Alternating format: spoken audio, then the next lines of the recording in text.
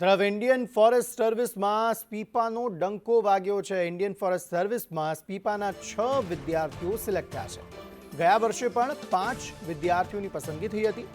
Indian forest સર્વિસમાં સ્પીપાના 6 વિદ્યાર્થીઓ select થયા।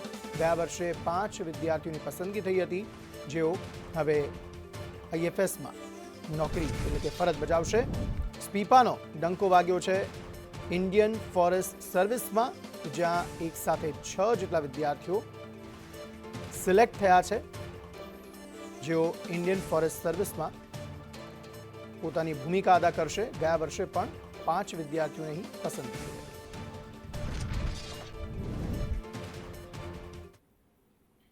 લલ્લા બિહારી અને તેના પુત્ર ફતેહની જામીન અરજી અમદાવાદ સિટી સેશન્સ કોર્ટમાં જામીન અરજી કરવામાં આવી। ક્રાઇમ બ્રાન્ચે નોંધેલી ફરિયાદમાં આ જામીન અરજી કરવામાં આવી છે। કિશનપુર પોલીસે નોંધેલી ફરિયાદમાં પણ આગોતરા જામીન અરજી કરી છે। લલ્લા બિહારી અને તેના પુત્રએ આગોતરા જામીન અરજી કરી છે। તમામ અરજી પર 21 મેના રોજ સુનાવણી હાથ ધરવામાં આવશે।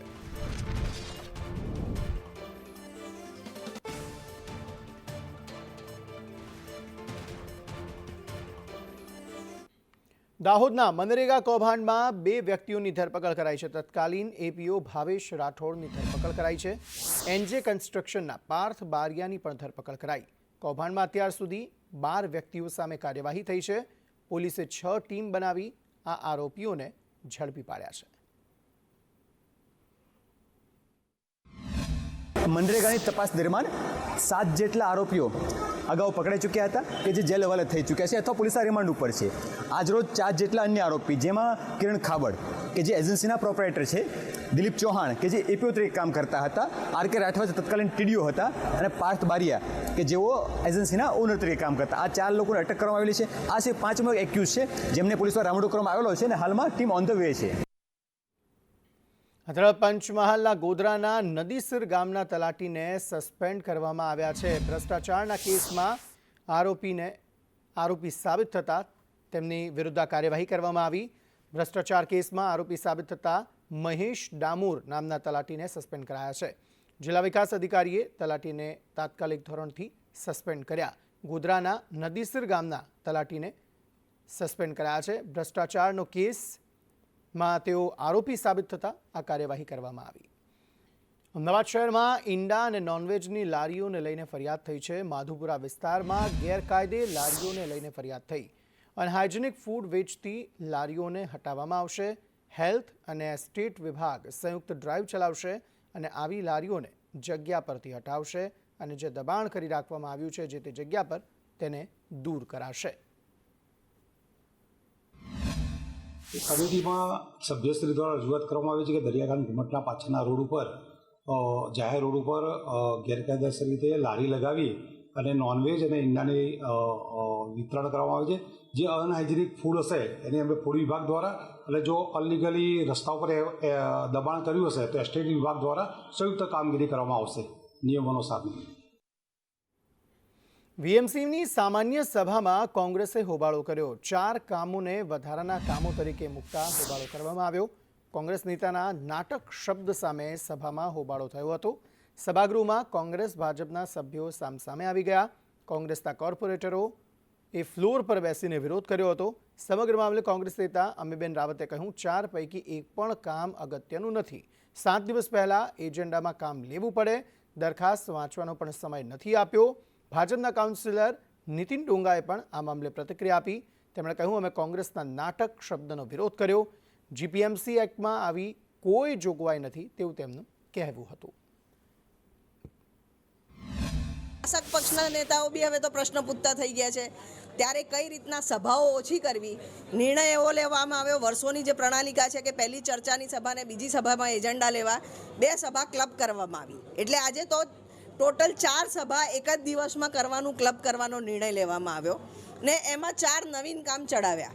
નવીન કામ આજે ચડ્યા 5 વાગે અને 5:05 એના પર વોટિંગ શરૂ થાય। કોઈ બી સભાસદ એ ફાઇલ વાંચે નહીં, એના પર ચર્ચા કઈ રીતના કરી શકે ને એના પર વોટિંગ કઈ રીતના કરી શકે, એનો અભિપ્રાય કઈ રીતના બાંધી શકે। સભાની અંદર અમે લોકોના જે કંઈ હિતના કામો હોય છે એ કામો મેરસી દ્વારા લાવવામાં આવતા હશે। એમને નાટક શબ્દ કહી અને એમણે મારું નહીં સમગ્ર સભાનું અને મેયરશ્રીનું અપમાન કર્યું છે. એટલે અમે એમને કીધું કે બેન આ નાટક શબ્દ છે એ તમારે પાછો ખેંચવો જોઈએ, કારણ કે આ સભાગૃહની અંદર જે પણ કંઈ કામો આવે છે એ કોઈના વ્યક્તિગત કામો હોતા નથી. હવે જ્યારે તમે જ પહેલાં વખાણ કરો છો અને પછી એકાએક કોઈનો મેસેજ આવ્યો હોય કે જે હોય તે એ અમે નથી જાણતા, પરંતુ તમે એકદમથી કહી દો કે આ તો બધા નાટક છે, તો આના સામે અમારો વિરોધ હતો. સુરતમાં રત્ન કલાકારો માટે પેકેજની કોંગ્રેસ દ્વારા માંગ કરવામાં આવી. રત્ન કલાકાર કલ્યાણ બોર્ડની સ્થાપના કરવા માટે પણ માંગ કરવામાં આવી છે. રત્ન કલાકારના બાળકોને અભ્યાસમાં શિષ્યવૃત્તિની માંગ કરવામાં આવી. પરિવારોને રાહત દરે આરોગ્ય સેવા આપવા માટે પણ માંગ કરાઈ છે. હીરા ઉદ્યોગને ફરી ધમધમતું કરવા સરકાર સમક્ષ માંગ કરાઈ છે. સુરતનો હીરા ઉદ્યોગ એ સમગ્ર ભારતમાં નહીં પણ વિશ્વમાં વખણાયેલો ઉદ્યોગ છે, પરંતુ છેલ્લા 2 વર્ષથી જે પ્રકારની મંદીના માહોલની પરિસ્થિતિ ઊભી થઈ છે એના કારણે છેલ્લા 2 વર્ષમાં તમે જો તો 70થી 80 જેટલા રત્ન કલાકારોએ પોતાની આર્થિક પરિસ્થિતિના કારણે જીવ ગુમાવવો પડ્યો. એ પ્રકારનું પરિસ્થિતિનું નિર્માણ થયું છે.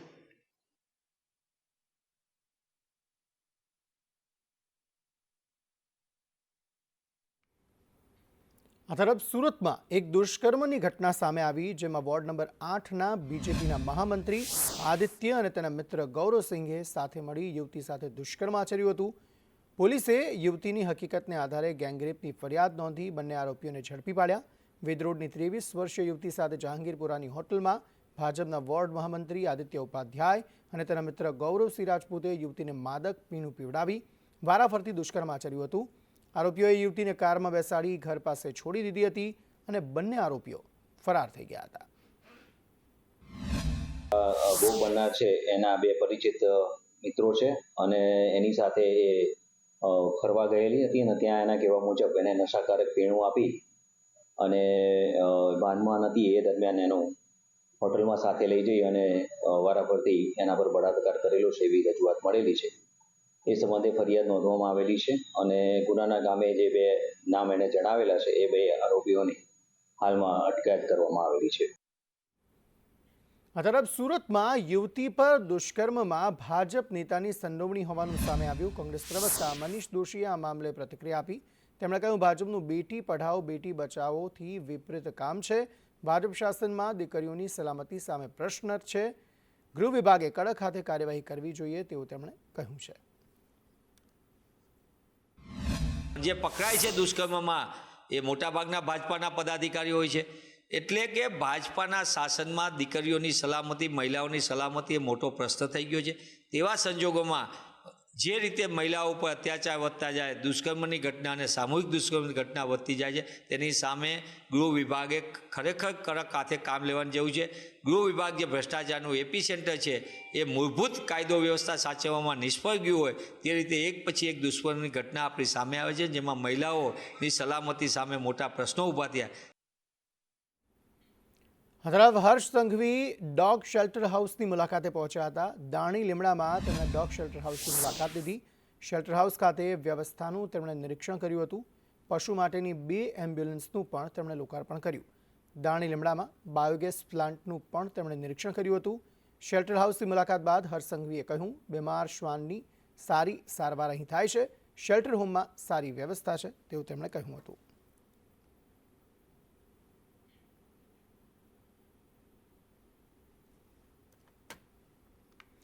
જૂનાગઢના વોર્ડ નંબર 11ના શીતલનગરના રહીશોએ મહાનગરપાલિકાના મેયર, ડેપ્યુટી મેયર, સ્ટેન્ડિંગ કમિટીના ચેરમેન તેમજ વોટર વર્ક શાખાના અધિકારીઓનો વિવિધ મુદ્દે ઘેરાવ કર્યો હતો. સ્થાનિકોએ જણાવ્યું કે ચોમાસામાં દર વર્ષે ઘરોમાં પાણી ઘૂસી જાય છે. પીવાનું પાણી પણ નથી મળતું, ત્યારે પીવાના પાણી વ્યવસ્થા અને ગટરના જોડાણની તેમણે માંગ કરી. સ્થાનિકોએ જીવન જરૂરિયાતના વિવિધ મુદ્દે ઉગ્ર રજૂઆત કરી હતી. વર્ષો થયા છતાંય અમારા ઘરે શીતલનગરમાં પીવાના પાણીની લાઈન નથી. નવાબાના બનાવ એમ કરીને આજ સુધી અમારી શેરીમાં પીવાના પાણીની લાઈન નાખવામાં આવેલ નથી. પાણીનો ભરાવો થાય છે ને એ પાણીના ભરાવાના હિસાબે અમારા પીવાના પાણીના બોરમાં પાણી ભળી ગયું છે, જેથી અમારા ઘરનું પાણી પી તો દૂરની વાત છે, પીવાની પણ એને નાહવા ધોવામાં પણ વાપરી નથી શકતા. અહીંયા પાણીનો પ્રશ્ન 30 વર્ષથી છે. અમારે નળ કનેક્શનનું પાણી અમારા ઘરે પહોંચતું નથી. અમારે જે પાણીનો દાર છે એની અંદર અમારે પાણીની સ્મેલ આવે છે કે નથી. અમારે કોઈ વરસાદનું પાણી આવે છે, વરસાદનું પાણી અમારા ઘરની અંદર વહી જાય છે. ગટરનું પાણી આવે છે, વરસાદનું પાણી આવે તો વરસાદનું પાણી ઘરમાં જાય અને કોઈ સુવિધા જ નથી આવે. લોકોની થોડીક માગણી હતી કે પીવાના પાણીની પાઇપલાઇન એમને જોઈએ છે.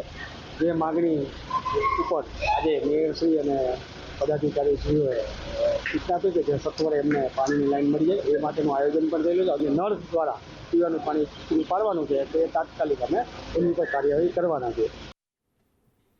દેવભૂમિ દ્વારકા જિલ્લાના 110 ગામને પીવાનું પાણી પૂરું પાડતો અને હજારો એકર જમીનમાં સિંચાઈનું પાણી પૂરું પાડતો સાની ડેમ આજે ખાલીખમ પડ્યો છે.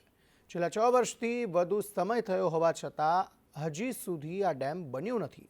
ત્યારે બારાડી ઓખા મંડળના લોકોમાં ભારે આક્રોશ જોવા મળી રહ્યો છે. છેલ્લા 30 વર્ષથી વધુ સમયથી કલ્યાણપુર અને દ્વારકા તાલુકાના ગામોને પીવાનું પાણી તેમજ ખેડૂતોને સિંચાઈનું પાણી પૂરું પાડતો સાની ડેમ સતત 6 વર્ષથી તંત્રની ઢીલી નીતિના કારણે ખાલી છે. નોંધનીય છે કે સાની ડેમ કલ્યાણપુર દ્વારકાના 110 ગામોને પીવાનું પાણી પૂરું પાડતો ડેમ છે. આ ડેમમાં પાણી હોય ત્યારે કલ્યાણપુર અને દ્વારકાને નિયમિત પાણી મળતું રહે છે. આજે ઘણા વર્ષોથી આ ડેમ ખાલી છે. પરિણામે ખેડૂતોને સિંચાઈનું અને પ્રજાને પીવાનું પાણી નથી મળતું. સ્થાનિકોએ નર્મદાના પાણી પર નિર્ભર રહેવું પડે છે. તંત્રની ઢીલી નીતિના કારણે 110 ગામોની પ્રજા તરસી રહી છે અને હાલ નર્મદાના પાણી પર નિર્ભર છે. કલ્યાણપુર દ્વારકા તાલુકાના લોકોને પીવાનું પાણી 10 થી 25 દિવસે મળી રહ્યું છે. પરંતુ જે ડેમ માત્ર 1 થી 1.5 વર્ષમાં બનવો જોઈએ તે ડેમ હજુ બન્યો નથી અને હજુ પણ એકાદ વર્ષ લાગે તેવી શક્યતા છે. ત્યારે સાની ડેમની કામગીરીમાં થઈ રહેલા વિલંબને લઈ લોકમુખે એવી પણ ચર્ચા ચાલી રહી છે કે અધિકારીઓની મિલીભગતના કારણે કામ થતું નથી તેમજ ડેમની કામગીરીમાં ક્યાંક ને ક્યાંક ભ્રષ્ટાચાર પણ થયો હોવાના લોકો આક્ષેપ કરી રહ્યા છે. એ કામગીરી કરતા એજન્સી દ્વારા એનું બકેટની કામગીરીમાં બકેટને એનું ખોદાણ કામગીરી 3 મીટર જેટલી ઊંડી લઈ જવાની થતી હતી. જેનું ખોદાણ કામગીરી ફક્ત રોક બ્રેકરથી જ કરવાની થતી હતી. પરંતુ એ રોક બ્રેકરથી ખોદતા પથ્થર ખોદવામાં ઘણો બધો સમય લાગી જાય એમ હતો કે એકદમ સખત હાર્ડ રોક પથ્થર હતો. એટલે સરકારશ્રીની કમિટી દ્વારા નક્કી કરવામાં આવ્યું કે આ પથ્થરને ખોદાણની કામગીરી હાર્ડ રોકની બ્લાસ્ટિંગથી કરવી. જેથી સરકારશ્રીએ આમાં બ્લાસ્ટિંગથી કામગીરી કરવાથી બંને કાંઠાના જંકશનો નબળા પડવાની શક્યતા હોવાને કારણે બંને કાંઠાના જંકશનો તોડી અને ફરીથી નવા કરવાનું નક્કી કરેલ હતું. જેથી આ જે જૂની એજન્સી હતી એના કામગીરીમાં ઘણો બધો વધારો અને એક્સેસ થવાની સંભાવના જે સરકારશ્રી નક્કી કરેલ હતું કે નવો ટેન્ડર બહાર પાડી ફરીથી આ જે 7-8 કરોડનો જે વધારો થયો છે અને નવું ટેન્ડર બહાર પાડી કામગીરી કરવામાં આવે.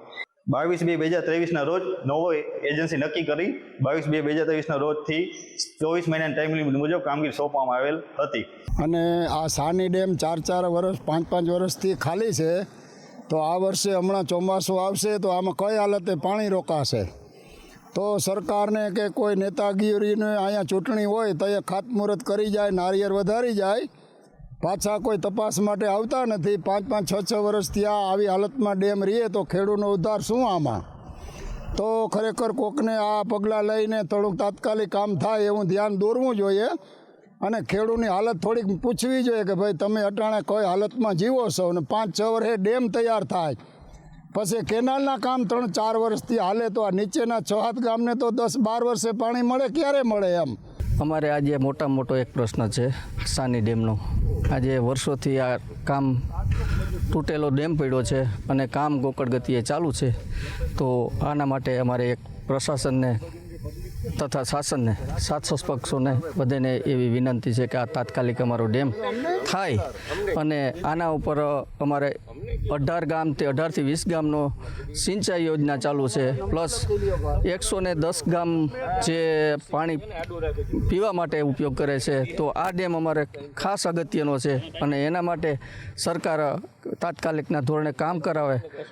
બાકી અમારે કાંઈ નહીં તો એ 2200 થી 2500 લાઈન આખે ડેમ ઉપર છે અને એ લાઈનની અત્યારે હાલત જુઓ તો એક ખેડૂતને ખાલી લાઈન બાબતમાં 10-10 લાખનું નુકસાન છે. આ સાની ડેમ 110 ગામને પાણી પુરવઠાનું પાણી પૂરું પાડે છે, 18 થી 20 ગામને પીવાનું ખેતી માટેનું પાણી પૂરું પાડે છે. 6 વર્ષથી આ ડેમ બંધ હાલતમાં હતો. 2 વર્ષથી આ લોકોએ કામ ચાલુ કર્યું છે. એટલી ગોકળ ગતિએથી કામ ચાલુ છે. ખરેખર 1 વર્ષનું કામ હતું, એ 2 વર્ષે હજી અડધું પણ નથી થયું ને, હજી 2 થી 3 વર્ષ થશે. અને અમને તો એવું લાગે છે કે ક્વોલિટીમાં પણ અને કામની ક્વોલિટીમાં પણ થોડો ફેરફાર હોય, એ ચેક કરે સરકાર, આમાં ધ્યાન દે તો જ આ ખેડૂતોનું કંઈક સારું થશે. એટલે વહેલી તકે સાની ડેમ ઉપર અધિકારીઓ ધ્યાન આપી વહેલું પૂરું કરાવે અને ક્વોલિટીમાં પૂરું કરાવે એવી માગણી સરકાર પાસે અપેક્ષા. દેવભૂમિ દ્વારકા જિલ્લામાં આવેલું કલ્યાણપુર તાલુકામાં એક સાની ડેમ આવેલો છે. દ્વારકા તાલુકો તેમજ કલ્યાણપુર તાલુકા બંને ગામોને જીવાદોરી સમાન આ સાની ડેમ છે, પીવાનું પાણી આપે છે. ત્યારે હું સંદેશ ન્યૂઝના ગ્રાઉન્ડ ઝીરો રિપોર્ટ ઉપરથી આપણે દ્રશ્યો બતાડવા માંગીશ કે હાલની સાની ડેમની પરિસ્થિતિ આપ જોઈ શકો છો કે ખાલી ખમ પડ્યો છે. છેલ્લા 6 વર્ષથી સાની ડેમનું કામ ગોકળ ગતિએ ચાલુ છે અને ખેડૂતો ક્યાંક ને ક્યાંક પાયમાલ થયા છે આ સાની ડેમને લઈને. કહેવાય છે કે જે 2 તાલુકા વચ્ચે 110 જે ગામના લોકો છે તેમને પીવાનું પાણી પણ સાની ડેમ પૂરું પાડતો હતો અને અંદાજિત જે 20 થી 18 જેટલા ગામોના ખેડૂતો છે તેમને ખેડૂતોને પણ ક્યાંક ને ક્યાંક જે પાકમાં આ પાણી મળી રહેતું હતું. ને હાલમાં જે તંત્રની ગોકળ નીતિ ગયો, કોન્ટ્રાક્ટરની ગોકળ નીતિ ગયો કે ક્યાંક ને ક્યાંક જે ઢીલી નીતિના કારણે આ જે સાની ડેમ છે તેનું હજી પણ કામ ચાલુ છે. અંદાજે કહી શકાય કે હજી આવનારા 2 થી 3 વર્ષમાં પણ આ કામ પૂરું થાય તેવી શક્યતાઓ નથી. તો તંત્ર દ્વારા વહેલું કામ ક્યારે કરવામાં આવશે તે જોવું રહ્યું. અનિલાલ, સંદેશ ન્યૂઝ, દ્વારકા. એક તરફ સરકાર જળ બચાવો જળ એ જ જીવન એવી જાહેરાતો કરતી હોય છે, પરંતુ બીજી તરફ અમરેલી જિલ્લામાં જર્જરિત ચેક ડેમોનું સમારકામ કરવા સરકારની ઉદાસીનતા સામે આવી છે. ખાંભાના ગ્રામ્ય વિસ્તારમાં ચોમાસામાં છલોછલ ભરાતા ચેક ડેમો આજે દયનીય સ્થિતિમાં છે. 7 જિલ્લા જળસંગ્રહ માટે બનાવાયેલા ચેક ડેમ એટલી હદે જર્જરિત અને બિસ્માર બન્યા છે કે તેમાં જળસંગ્રહ કરવાનો હોય તે ડેમો જ પાણી ગુમાવી રહ્યા છે અને તંત્ર દ્વારા ડેમના સમારકામ માટેની કોઈ તસ્દી લેવાઈ નથી રહી. ખાંભા ગીર પંથકના ધાવડિયા, ઉમરિયા અને તાતણિયા ગામમાં ચેકડેમો તૂટેલી હાલતમાં છે. તો ચેકડેમના પાળા પરથી ખેડૂતોને ખેતરે અને સ્મશાન જવાના રસ્તા છે, જે આવનારા ચોમાસામાં મુશ્કેલી સર્જી શકે તેમ છે. ત્યારે સ્થાનિકોએ ચેકડેમ રિપેર કરવા અથવા નવા બનાવવા માટે માંગ કરી છે.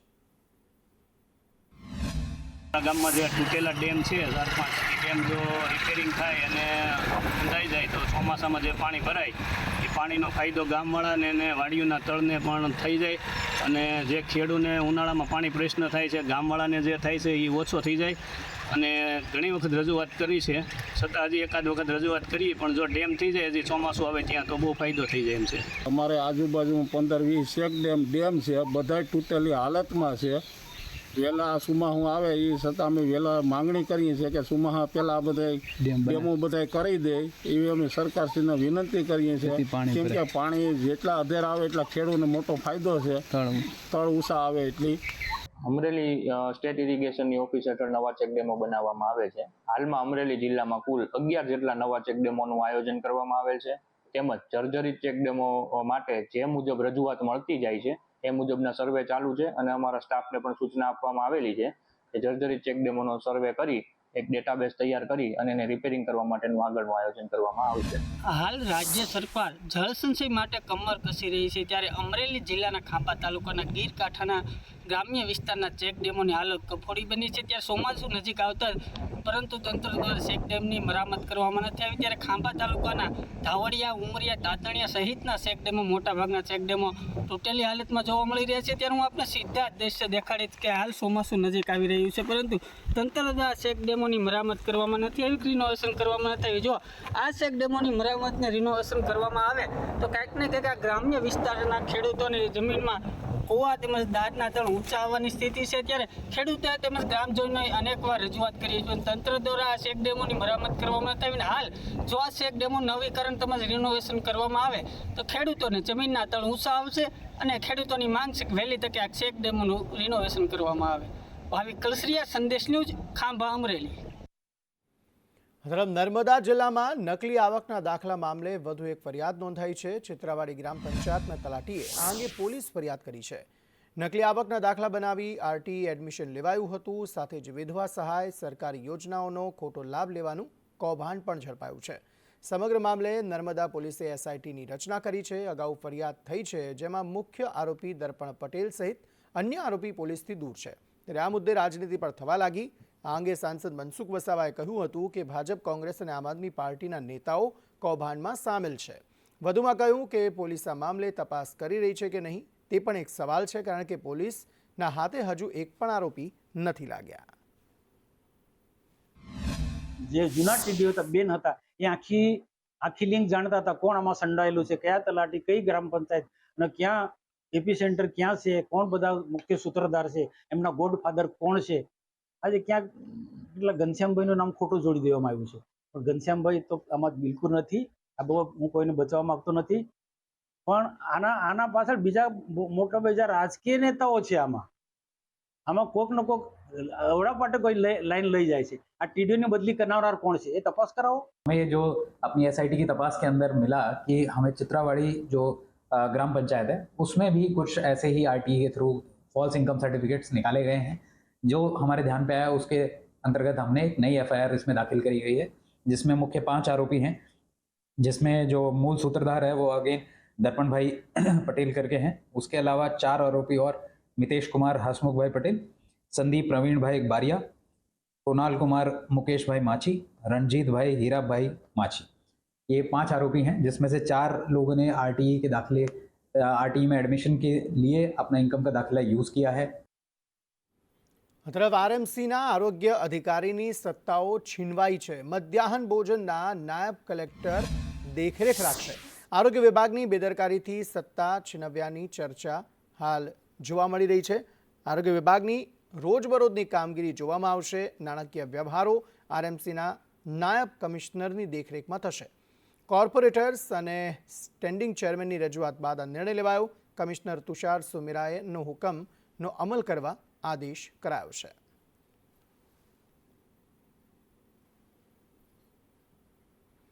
સુરતમાં સસ્તી દુકાન અપાવવાના બહાને ઠગાઈ આચરવામાં આવી. નવસારી બજારમાં દુકાન અપાવવાના નામે ઠગાઈ આચરવામાં આવી.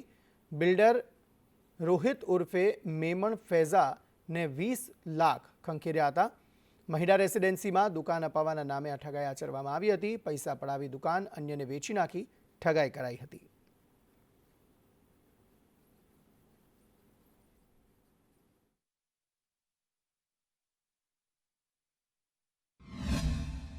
એની અંદર દુકાનોનો સોદો ફરિયાદીશ્રીએ કરેલ, જેની અંદર દલાલ અને બિલ્ડર આ બંને તેમની સાથે છેતરપિંડી કરેલ અને 20 લાખ રૂપિયા જેવી રકમ પડાવી લીધેલ હોય. હાલ દલાલ તરીકે નાસિર શેખ નાઓ છે, તેમની ધરપકડ કરવામાં આવેલી છે. અને બિલ્ડર વૈભવ ઉર્ફે રોહિત રાકેશભાઈ મિશ્રા, કે જેમણે હાલમાં ધર્મ પરિવર્તન કરી અને પોતાનું નામ મેમણ મોહમ્મદ ફૈજાન રાકેશભાઈ મિશ્રા ધારણ કરેલ છે, તેમની ધરપકડ બાકી છે. તરફ સુરતમાં વ્યાજખોર અજય મહાકાલની ધરપકડ કરવામાં આવી. વ્યાજખોરના ત્રાસથી એક યુવકે આપઘાત કર્યો હતો. જુગાર રમવા માટે યુવકે 80,000 રૂપિયા ઉછીના લીધા હતા. અજય મહાકાલ 2 લાખની પઠાણી ઉઘરાણી કરતો હતો. મૃતક યુવક જુગારમાં 10 લાખ રૂપિયા હારી ગયો હતો. સમગ્ર મામલે પોલીસે વધુ તપાસ હાથ ધરી છે. શૌર્યના પ્રતીક ઓપરેશન સિંદૂરના સમર્થનમાં જામનગર શહેરમાં ધારાસભ્ય રેવાબા જાડેજાએ સિંદૂર યાત્રાનું આયોજન કર્યું હતું, જે પોલીસ હેડક્વાર્ટરથી આ યાત્રાનો પ્રારંભ કરવામાં આવ્યો હતો. આ સાથે પૂર્વ શહીદ સ્મારક ખાતે શહીદોને શ્રદ્ધાંજલિ પણ આપવામાં આવી હતી.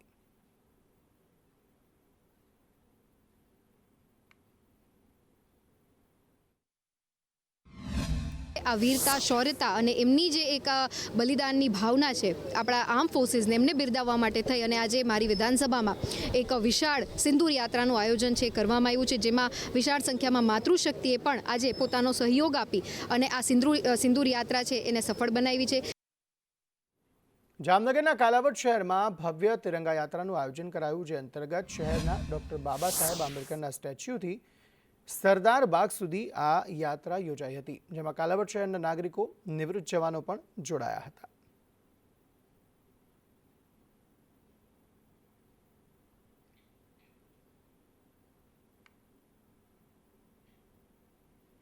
મહેસાણા જિલ્લાના વિસનગર ખાતે મુખ્યમંત્રી ભૂપેન્દ્ર પટેલના હસ્તે કુલ 495 કરોડથી વધુના વિવિધ વિકાસ કાર્યોનું લોકાર્પણ અને ખાતમુહૂર્ત કરવામાં આવ્યું. જેમાં 72 કરોડથી વધુના 18 વિકાસ કાર્યોનું લોકાર્પણ અને 423 કરોડના 76 પ્રોજેક્ટ્સનું ખાતમુહૂર્ત કરાયું. વિસનગર શહેર માટે અત્યંત જરૂરી સિવિલ હોસ્પિટલ, તાલુકા પંચાયત અને નગરપાલિકાની નવનિર્મિત બિલ્ડિંગોનું લોકાર્પણ કરવામાં આવ્યું હતું. આજે 495 કરોડના કેટલાક કામો લોકાર્પણના હતા કે તૈયાર થઈ ગયા છે, ને કેટલાક કામો હવે ભૂમિપૂજન અને સાથે ખાતમુહૂર્તના પણ હતા. એનો એક સંયુક્ત કાર્યક્રમ હતો. એટલે કે વિસનગરની અંદર ટોટલ 500 કરોડ જેવા આ કામો અને જે અત્યારે લગભગ 450 કરોડ જેવા કામો ઓલરેડી ચાલુ છે.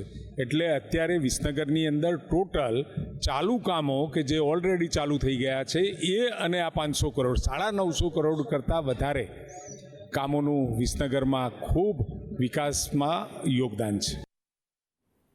આ તરફ મહીસાગર જિલ્લામાં અનોખી જાન નીકળી. મહીસાગર જિલ્લાના વીરપુર તાલુકાના સારિયા ગામે હેલિકોપ્ટર લઈ વરરાજા લગ્ન કરવા પહોંચ્યા. બાયડ તાલુકામાંથી વરરાજા હેલિકોપ્ટર લઈ સારિયા ગામે પહોંચ્યા હતા. ગામની અંદર પહેલી વખત આ રીતે હેલિકોપ્ટરમાં વરરાજા આવ્યા હોય, જેને લઈને ગ્રામજનો અને લોકોમાં પણ ઉત્સાહ જોવા મળ્યો. હેલિકોપ્ટર જોવા માટે મોટી સંખ્યામાં લોકો હેલિપેડ ખાતે પહોંચ્યા હતા.